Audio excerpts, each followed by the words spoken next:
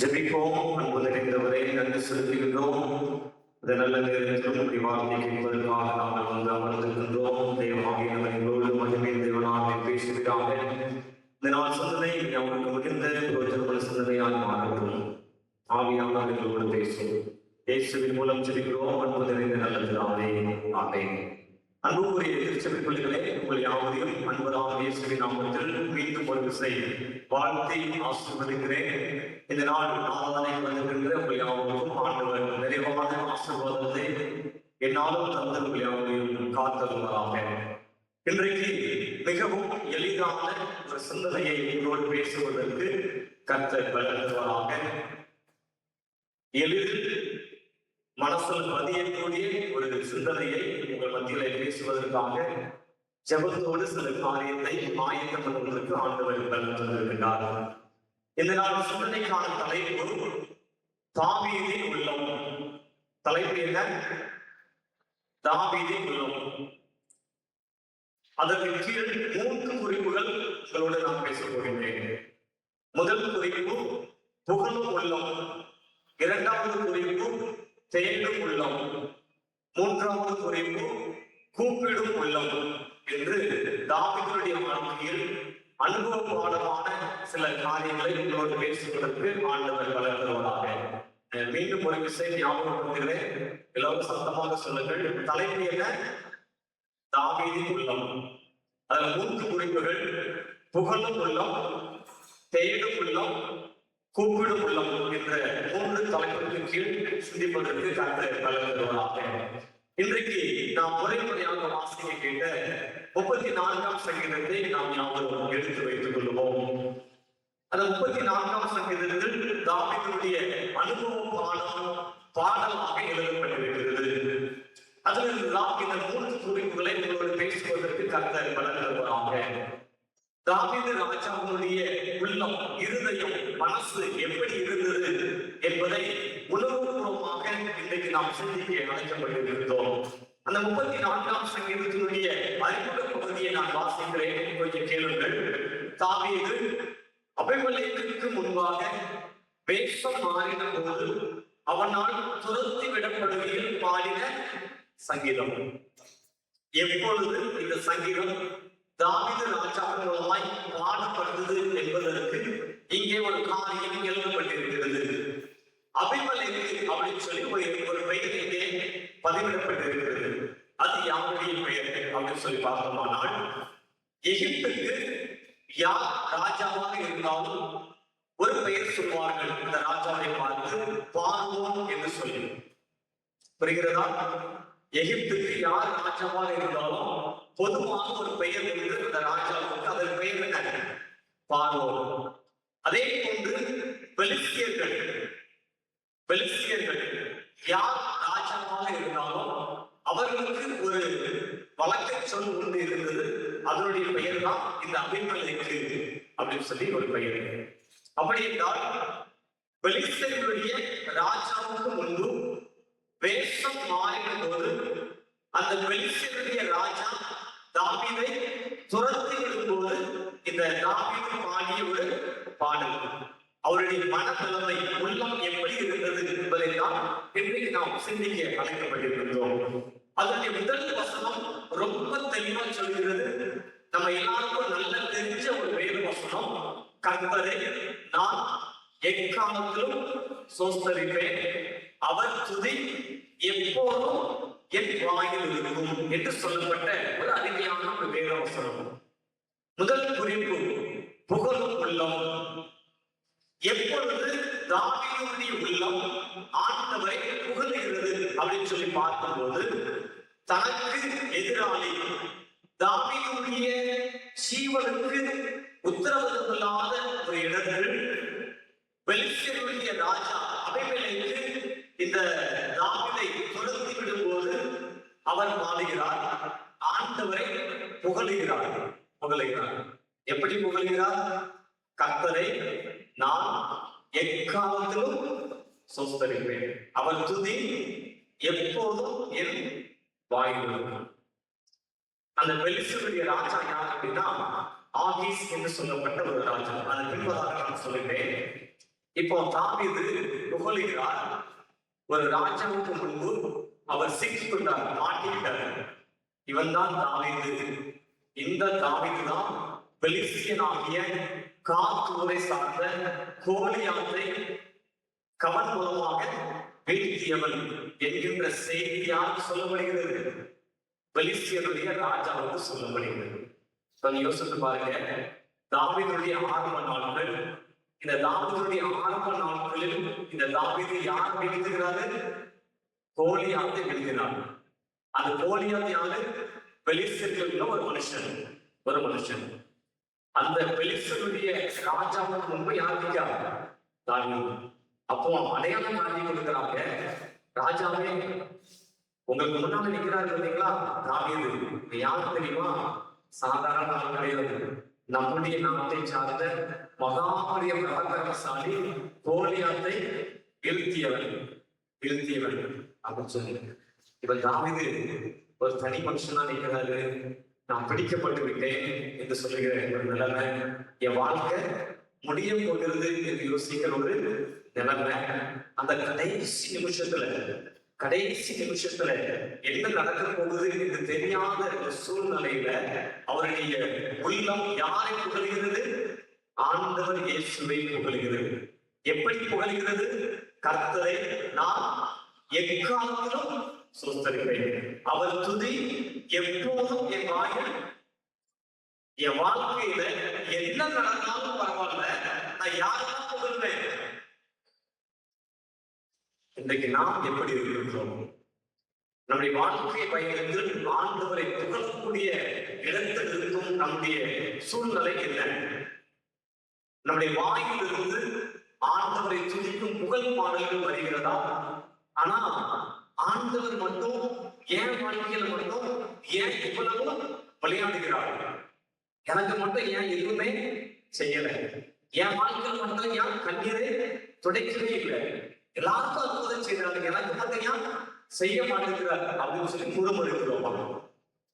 யோசித்து பாருங்க, தாவீதுடைய வாழ்க்கை ஒரு ராஜாவுக்கு முன்பு அவருடைய வேஷம் மாறுகிறது. இவர்தான் தாவீது. இவரை கொல்வதற்காக பெலிஸ்தியர்கள் எல்லாரும் செய்றாங்க, திட்டமிட்டுக் கொண்டிருக்கிறாங்க. நம்முடைய தேசத்தை சார்ந்த மகாபரிய பராக்கிரமசாலி கோலியாத்தை இந்த தாவீது தான் வீழ்த்தினார் ஐயா அப்படின்னு அடையாளம் காட்டும் போது, தாவீது கடைசி நிமிஷத்துல என்ன நடக்க போகுதுன்னு தெரியாது. இன்னும் ஒரு மணி நேரம் கழிச்சு நம்ம உயிரோடு இருப்பானே அவருக்கு தெரியாது. அப்போ அவருடைய உள்ளம் ஆண்டவரை புகழுகிறது. எக்காலத்திலும் எப்போதும் நான் யாரை தான் நான் புகழ்வேன். அந்த இக்கட்டான நிலைமையில தாவீது ராஜாவுக்கு யோபு ஐயாவுடைய வார்த்தைகள் நினைவுக்கு வந்தது. என் வாழ்க்கையில் எல்லாவற்றையும் இழந்தாலும் பரவாயில்ல, இது கர்த்தர் கொடுத்தார், கர்த்தர் எடுத்தார், அவருடைய நாமத்திற்கு சோஸ்திரம் என்று யோபு பக்தர் எழுதினார் பார்த்தீங்களா? அந்த வேத வார்த்தை கடைசி நிமிஷத்துல யாருக்கு ஞாபகம் வந்துச்சு? தாவீதையும் புகழ ஆரம்பிச்சார். கர்த்தரை எக்காலத்திலும் எப்பொழுதும் மன்னிச்சுவேன், துதிப்பேன், அவருடைய புகழ் பாடல் மாத்திரம் தான் என் வாயில இருக்கும் அப்படின்னு சொல்லி கடைசி நிமிஷம் வரைக்கும் ஆண்டவரை புகழ்ந்த உள்ளம் தாவீதுடைய உள்ளம். அப்படியே வாழ்வதற்கு ஆண்டவர் நம்மை இன்றைக்கு அழைத்திருக்கிறார். இரண்டாவது காரியம் என்ன? தேடும் உள்ளம். அந்த 34ஆம் சங்கீதத்தினுடைய 4வது வசனம் ரொம்ப தெளிவா சொல்லியிருந்தது பாருங்கள். நான் கர்த்தரை தேடினேன், அவர் எனக்கு செவி கொடுத்து என்னுடைய எல்லா பயத்துக்கும் என்னை நீங்களாக்கி விட்டார். இந்த 34ஆம் சங்கீதம் எப்பொழுது எழுதப்பட்டது அப்படின்னு சொன்னா, முதல் வேத பாடமாக வாசிக்கிட்டோம் பார்த்தீங்களா? இந்த பகுதி 1 சாமுவேல் 21ஆம் அதிகாரம் 10ஆம் வசனத்தை அப்படியே திரும்பும். சரியா? 1 சாமுவேல் 21ஆம் அதிகாரம் 10ஆம் வசனத்துல இருந்து வாசித்து பார்க்கக்கூடிய சமூகத்தின் அடிப்படையில் தான் இந்த 34ஆம் சங்கீதத்தை யார் எழுதுறார்? தாவீது ராஜா பாடலாம் பாடுறாங்க. அந்த 10ஆம் வசனம் பாருங்க, அழகா சொல்லுது. அன்றைய தினம் தாவீது எழுந்து சவுலுக்கு தப்பி ஓடி காத்தின் ராஜாவாகிய ஆகீசிடத்தில் போனான். கோலியாத்து எந்த ஊரு?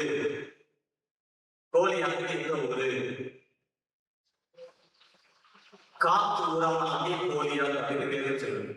கோலியாத் எங்க ஊரு? காத்தூர். அந்த காத்தூருக்கு ராஜா யாரு? ஆகீஸ்.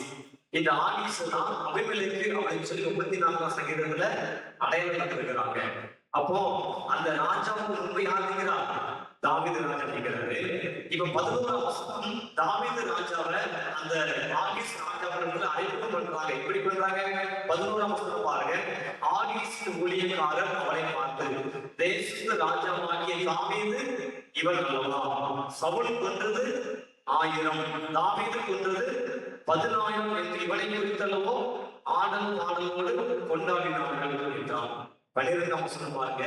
இந்த வார்த்தைகளை தாவீது தன் மனதிலே வைத்துக் கொண்டு காத்தின் ராஜாவாகிய ஆகீசுக்கு மிகவும் பயப்பட்டு வருவார். கடைசி நிமிஷம் என்ன நடக்க போகுதுன்னு தெரியாத ஒரு சூழ்நிலை. யாருக்கு முன்பு யார் நிற்கிறார்? ஆகீஸ் என்ற பெலிஸ்திய ராஜாவுக்கு முன்பு, காத்தூரனாகிய ராஜாவுக்கு முன்பு யார் நிற்கிறார்? தாவீது நிற்கிறாரு. அப்போ அறிமுகப்படுத்துறாங்க, இந்த தாவீது தான் யாரை கொலை பண்ணது? இந்த காத்தூரனாகிய கோலியாத்தை கொன்றது. இவரை தான் நம்ம தேசத்துல இருக்க எல்லாரும் செய்யறோம், தேடிட்டு இருக்கிறோம். இப்ப யாருக்கு வந்து மாட்டிக்கிட்டாரு? நம்ம நாட்டிலே வந்து மாட்டிக்கிட்டாரு, சரியா செஞ்சுக்கிட்டாரு. அந்த சூழ்நிலையில தான் தாவீதுடைய உள்ளம் கர்த்தரை புகழ்ந்தது. மிகவும் பயப்பட்ட சூழ்நிலையில தான் தாவீது ராஜா எழுதுறாரு, நான் கர்த்தரை தேடினேன் அப்படின்னு ஒரு வார்த்தை. அவர் எனக்கு செவி கொடுத்தார், என்னுடைய எல்லா பயத்துக்கும் என்னை நீங்களாக்கி ரட்சித்தார் அப்படின்னு மிக அருமையான ஒரு செய்தியை தாவீது நமக்கு கற்றுத் தருகிறார். மிகவும் பயப்பட்ட ஒரு சூழ்நிலை. தாவீது ராஜா யாரை தேடுறாரு? யாரை தேடுறாரு? ஆண்டவரை தேடினார். நம்முடைய வாழ்க்கையிலும் பயம் இருக்கு. பயம் என்பது சிறு பிள்ளைகள் முதல் கொண்டு வயதான தாய் தகப்பனார் வரைக்கும் அந்த பயம் இருக்கு. இன்னும் சொல்ல போனா IAS IPS அதிகாரிகளுக்கும் ஒரு பயம் இருக்கு. நம்முடைய தேசத்தின் ஆளுநர்களுக்கும் ஒரு விதமான பயம் இருக்கிறது. பயம் என்பது எல்லா மனுஷனுக்கும் பொதுவான ஒன்று. அந்த பயத்தை வெளியே காட்ட மாட்டாங்க. அந்த பயத்தை வெளியே வச்சு இது என்ன நடக்கும், என்ன நடக்க போகுது, என் வாழ்க்கை என்ன ஆக போகுது அப்படின்னு சொல்லி மன அழுத்தத்தை அதிகப்படுத்தி இன்றைக்கு நிறைய ஜனங்கள் மருத்துவமனைக்கு பணத்தை கொண்டு போய் செலவு பண்றாங்க. டாக்டர் சொல்ற உங்களுக்கு பிரச்சனை இருக்கு, ஒண்ணு அதிகமா இருக்கு, இல்லைன்னா குறைவா இருக்கு. குறைவா இருந்தாலும் பிரச்சனை தான், அதிகமா இருந்தாலும் பிரச்சனை தான். அந்த பிரஷர் எதுக்கு வருது? நம்ம உள்ளத்துக்குள்ள பயம் இருக்கும்போது வருகிறது. தாவீது ராஜா மிகவும் பயப்பட்டார். அந்த சூழ்நிலையில என்ன செய்தாரு? கர்த்தரை தேடினார். இன்றைக்கு மருத்துவமனைகள் நிறைய பெருகிடுங்க. ஏன் தெரியுமா? மனுஷன் பலகப்பட்டு போனா மருத்துவமனைக்கு பெருகி போனது. மனுஷனுடைய இருதயம் பலகப்பட்டு போனது. அந்த இருதயத்தை காத்துக்கொள்ள, அழுத்தங்களை காத்துக்கொள்ள இதை தேடுறோம். டாக்டர், மருத்துவமனை. ஆனா தாவீது மிகவும் பயப்பட்ட நிலைமையில யாரை தேடினாரா? ஆண்டவரை தேடினார். ஆண்டவர் தாவீதுக்கு செவி கொடுத்தார். அழகா சொல்றார், என்னுடைய எல்லா பயத்துக்கும் அவரை நீங்களாக்கி. இன்றைக்கு உங்களுடைய உள்ளம் எப்படி இருக்கிறது? உங்களுடைய உள்ளம் எப்படி இருக்கிறது? பயத்தோடு ஆண்டவரை தேட வந்திருக்கிறீங்க. ஒரு விதமான கலக்கம், குடும்பத்திற்குள் கலக்கம், பிள்ளைகளை குறித்து கலக்கம், எதிர்காலத்தை குறித்து கலக்கம், உரைபடத்தை குறித்து கலக்கம், அடுத்த நாள் என்ன நடக்க போகுது கலக்கம், அடுத்த மாசம் என்ன நடக்க போகுது கலக்கம். ஒவ்வொரு நாள் போராட்டத்தை நினைத்து நமக்கு ஒரு விதமான பயம் நம்மை தொற்றுக் கொள்கிறதே. அந்த பயத்திற்கு மத்தியில் ஆண்டவரை தேடுவதற்கு என்று நாம் அழைக்கப்பட்டிருக்கிறோம். இதே ஆலயத்துல நவம்பர் மாதம் ஒரு தகப்பனார் மிகுந்த சோர்வோடு பயத்துக்கு மத்தியில் வந்து உட்கார்ந்து இருந்தார். என் பிள்ளைகளுடைய வாழ்க்கையில குறிப்பிட்ட காரியம் ஆசீர்வாதமா நடக்கணும், அப்படி நடக்கல அப்படின்னு சொன்னா என் பிள்ளைகளுடைய எதிர்காலம் கேள்விக்குறி ஆகிடும். அப்படி என் பிள்ளைகளுடைய வாழ்க்கை வித்தியாசமா மாறிச்சுன்னா அந்த நாட்களை நினைச்சு பார்ப்பதற்கு கூட நான் நினைச்சல, விரும்பல. பிள்ளைகளுடைய வாழ்க்கையை நினைத்து பயத்துக்கு மத்தியில இதே ஆலயத்துல கடந்த நவம்பர் மாசம் ஒரு தகவல் அன்றைக்கு ஒரு வார்த்தை நாம் பிரசங்கிக்க அவர்கள் கேட்டிருக்கிறாங்க.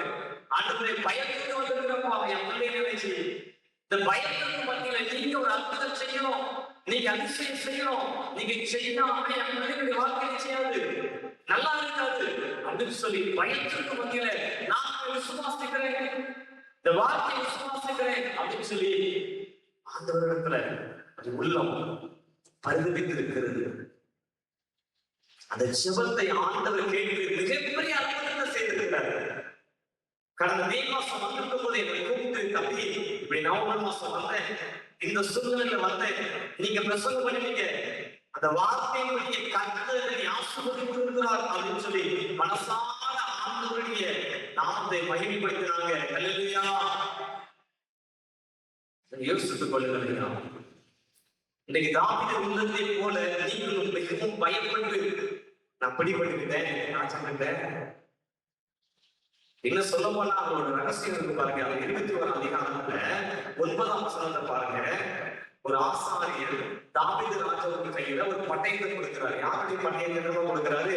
நீ ஏழை பள்ளத்தாக்களை கொன்ற பெலிஸ்தனாகிய கோலியாத்தின் பட்டயம் இதோ ஏகோத்துக்கு பின்னாக ஒரு புடவையை சுருட்டி வைத்திருக்கிறது, அதை எடுக்க மனதால் எடுத்துக்கொண்டு போ, அதுவை அல்லாமல் இருந்தும் இங்கே இல்லை என்றால் அப்பொழுது தாவீது அதற்கு நிகழவில்லை, அதை எனக்கு தாரும் என்றார். இப்போ பெலிஸ்தருடைய ராஜா ஆகீசுக்கு முன்னால தாவீது நிற்கிறாரு. கையில யாருடைய பட்டயத்தை வச்சிருக்கிறாரு? யாருடைய பட்டயம்? கோலியாத்துடைய பட்டயம். இது அந்த ராஜாவுக்கு தெரியுமா தெரியாதா? சொல்லுங்களேன்.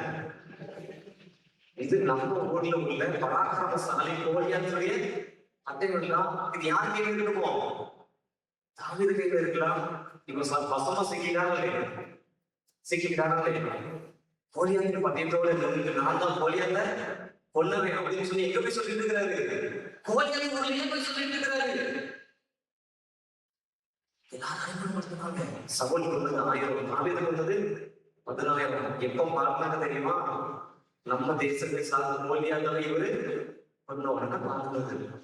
ஒரு தனியா நிற்கிறாரு ராஜா, சரியா மாட்டிக்கிட்டு எவ்வளவு பயப்பட்டிருப்பாங்க. யோசித்து கொள்ளுங்க. அந்த பயத்துக்கு மத்தியில தாவீது யாரை தேடினாரையா? ஆண்டவர் தேடி. அந்த பயத்தை எல்லாம் யார் மாற்றினாரா? ஆண்டவர் மாற்றினார். தாவீதுக்கு மாற்றிய ஆண்டவர் உண்மையில அப்படின்னு சொன்னா, இன்றைக்கு பயத்தோடு இந்த வார்த்தை கேட்கிற நீங்கள் ஆண்டவரை தேடினால் உங்களுடைய வாழ்க்கையிலும் பயத்தை கர்த்தர் மாற்றுவார். நாம சொல்லுவாங்களா? 3வது காரியம், கூப்பிட்ட உள்ளம் என்ற தாவீது உள்ளம். அதே 34ஆம் சங்கீதம் அதனுடைய 6வது வசனத்தை நான் வாசிக்கிறேன் பாருங்க. இந்த ஏழை கூப்பிட்டான், கர்த்தர் கேட்டு அவன் இடுக்கண்களுக்கெல்லாம் நீங்களாகி. எவ்வளவு அழகான ஒரு பாடல் பார்த்தீங்களா? தாவீது பாடுறாரு, இந்த ஏழை கூப்பிட்டான், கர்த்தர் கேட்டு அவனுடைய இடுக்கண்களுக்கெல்லாம் நீங்களாக்கி அவனை. எப்படிப்பட்ட ஒரு வார்த்தை பாருங்க. அப்படியே 1 சாமுவேல் 21 அதிகாரத்துக்கு வந்தீங்கன்னா, இப்ப 13ஆம் வசனத்தை பாருங்க. அவர்கள் கண்களுக்கு முன்பாக தன் முகநாடியை வேறுபடுத்தி அவர்களிடத்தில் திட்டம் கொண்டவன் போல காண்பித்து வாசல் கதவுகளை கீறி கொண்டிருந்து தன் வாயில் இருந்து நுரையை தன் தாண்டில் பலம் பண்ணி கொண்டிருந்தான். யாரு? ராஜாவுக்கு முன்னால கோலியாத்தோட பட்டயத்தோடு தாவீது நிற்கிறாரு. நானும் சொல்லிட்டாங்க, இவருதான் கோலியாத்தை கொண்டது அப்படின்னு சொல்லி சரியா சிக்கிக்கிட்டோம். எப்படி தப்பிச்சு போறோம் தெரியல அப்படின்னு சொல்லி ஒரு யோசனை வந்துச்சு. ராஜா வந்து ஓடி போய் ஒரு மாசம் போறதுக்கு முன்னால அதுல போய் என்ன செய்ய ஆரம்பிச்சாராம்? கிறுக்க ஆரம்பிச்சாராம். பல்ல வச்சு கழிச்சு பித்து கொண்டவன போல, ஒரு பைத்தியக்காரன் போல ஒரு என்ன செய்ய ஆரம்பிச்சாரு? தன்னுடைய தேசத்தை ஏன்னா ஆட்சி பார்க்கும்போது இந்த ராஜாவை எப்படி இல்லை, சுயநிலையோடு இல்லை, ஒரு பைத்தியக்காரன் மாதிரி இருக்கிறான். இவனையா கொல்லணும். இந்த தாவீது எப்போ பைத்தியம் தெளிச்சு நிற்கிறான், அப்ப செய்ய போறேன். ஒரு ராஜாவாகிய சரியா, ஒரு தாவீது கோலியாத்தை வீழ்த்திய ஒரு மாபெரும் வீரர் ஒரு பைத்தியக்காரனை போல செய்ய ஆரம்பிச்சாரு. அப்ப அந்த சூழ்நிலையில கடவுள் முன்ன போய் திருப்பிட்டு இருந்தாருல, பைத்தியக்காரனை போல வாயில போலாம் அடிச்சு தன்னுடைய காரியெல்லாம் நினைச்சு கிறுக்கு மாதிரி பைத்திய மாதிரி எப்படி ஆக்ட் பண்றாங்க பார்த்தீங்களா? அப்போ சொல்றாரு, இந்த ஏழை அந்த சூழ்நிலையை பார்த்தீங்களா, எனக்கு உதவி செய்ய இங்க யாரும் இல்லை. கோலியாத்துடைய பட்டையும் இருக்கு, தூக்கி ஒரு வீசுனா ஆகிஸ் என்ன செய்யலாம், கொல்லலாம். ஆனால் கொல்றதுக்கு நான் அந்த ஈட்டியை தூக்குனே நீங்க சுற்றி நிற்கிற 100 பேர் என்ன செஞ்சிருவான், ஒரே அடியில் தாவீதை போட்டு தள்ளிடுவாங்க. அப்போ இந்த பட்டயம் என் கையில் இருந்தாலும் புரோஜனப்படலை, ஒன்றுக்கும் உதவலை. ஒரு ஏழையை போல, ஒன்றுக்கும் உதவாத ஒரு ஏழையை போல நான் பைத்தியக்காரனா நிற்கிறேன். இந்த ஏழை கூப்பிடுகிறேன், ஆண்டவர் கேட்டாரு, என்னுடைய இடுக்கண்களுக்கு எல்லாம் என்னை நீங்களாக்கி ரட்சித்தார். யோசித்துக் கொள்ளுங்கள். இன்னைக்கு உங்களுடைய சூழ்நிலை அப்படிதான். ஏழைன்னா என்ன, ஒன்றுக்கும் வழி இல்லாதவன், திராணி இல்லாதவன், பலன் இல்லாதவன். ஆனால் துன்பம் நிறையா, கண்ணீர் நிறையா, தேவை நிறையா, இடுக்கண்கள் நிறையா. இந்த ஏழை கூப்பிடுகிறேன், தாவீதாகிய நான் ஒரு ஏழையை போல கூப்பிடுகிறேன். யாரை? கர்த்தரை நோக்கி. நான் கூப்பிடும்போது என்னுடைய இடுக்கண்களுக்கு எல்லாம், துன்பங்கள், கண்ணீர்கள், கவலைகள், போராட்டங்களுக்கு எல்லாம் கர்த்தர் செவி சாய்த்து என்னை நினைச்சுகிறாரு, தப்புவிச்சார் அப்படின்னு சொல்லி ஒரு அருமையான ஒரு பாடலை தாவீது பாடுகிறார். பிரியமான திருச்சபையின் பிள்ளைகளே, இந்த வார்த்தையை கேட்கக்கூடிய பிள்ளைகளே, உங்களுடைய சூழ்நிலை என்ன? எப்படி இன்றைக்கு ஆண்டவரை ஆராதிக்க நீங்கள் வந்திருக்கிறீங்க? உங்களுடைய உள்ளம் எப்படி இருக்கிறது?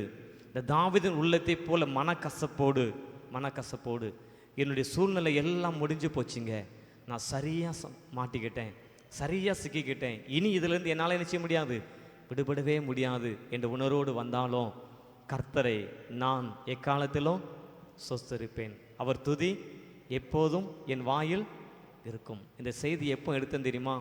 1ஆம் தேதி பிரசங்கம் முடிச்சுட்டு ஒரு ஜெபம் பண்ணினேன். அவன் பண்ணும்போது ஒரு வார்த்தையை ஆண்டவர் தந்தார். அவர்கள் அவரை நோக்கி பார்த்து பிரகாசம் அடைந்தார்கள், அவர்கள் முகங்கள் வெட்கப்படவில்லை அப்படின்னு சொல்லி ஒரு வார்த்தையை தந்தார். அது எங்கே இருக்குது தெரியுமா? இந்த 34ஆம் சங்கீதத்தில் 5வது வசனத்தில் இருக்குது. அவர்கள் அவரை நோக்கி பார்த்து பிரகாசம் அடைந்தார்கள், அவர்கள் முகங்கள் வெட்கப்படவில்லை என்று சொல்லப்பட்ட வார்த்தை இந்த 34ஆம் சங்கீதம் 5ஆம் வசனத்தில் தாவீது ராஜா பாடுகிற வார்த்தை. அதுக்கப்புறம் தான் நான் ஜெபத்தோடு இந்த சத்தியத்தை எடுத்தேன். அன்பு பிள்ளைகளே, நீங்கள் உங்கள் உள்ளத்தின் மூலமாய் உங்களுடைய ஆழமான இருதயத்திலிருந்து அவரை நோக்கி பாருங்கள். அவரை நோக்கி பார்க்கிற எந்த ஒரு மனுஷனுடைய முகத்தையும் என் ஆண்டவர் வெட்கப்பட விடவே மாட்டார். கைகளை தட்டி ஆண்டவர் இயேசுவை கனப்படுத்துங்க பார்க்கலாம்யா. அவரை நோக்கி பார்த்தால் உங்கள் முகங்கள் ஒருபோதும் வெட்கப்பட்டு போகவே செய்யாது. தாவீது கடைசி நிமிஷத்தில் ஆண்டவரை புகழும் வண்ணமாய் அவரை நோக்கி பார்த்தார். ஆண்டவர் இந்த தாவீதுக்கு மறுவாழ்வு கொடுத்தார். இந்த தாவீது மிகவும் பயந்த சூழ்நிலையில் அவரை நோக்கி பார்த்தார். ஆண்டவர் இந்த தாவீதினுடைய முகத்திற்கு பிரகாசத்தை குறித்து வெட்கப்படாதபடிக்கு இந்த தாவீதை காத்துக்கொண்டார். ஒரு பைத்தியக்காரனை போல இந்த ஏழை கூப்பிடுகிறேன் அப்படின்னு சொல்லி ஆண்டவரை நோக்கி பார்த்தார். ஆண்டவர் இந்த தாவீதை வெட்கமடையாதபடிக்கு உயர்த்தினார். அதே போன்று உங்களுடைய உள்ளமும் தேவனை புகழட்டும், உங்கள் உள்ளமும் தேவனை தேடட்டும், உங்களுடைய உள்ளமும் தேவனை நோக்கி கூப்பிடட்டும். நீங்கள் அவரை நோக்கி பார்த்து பிரகாசம் அடையும்படியான மாபெரும் ஆசீர்வாதத்தை ஆண்டவர் உங்கள் யாவருக்கும் தந்து நிறைவாய் ஆசீர்வதிப்பார் என்று சொல்லி உங்களை மனதார வாழ்த்தி ஆசீர்வதிக்கிறேன். ஆமேன்.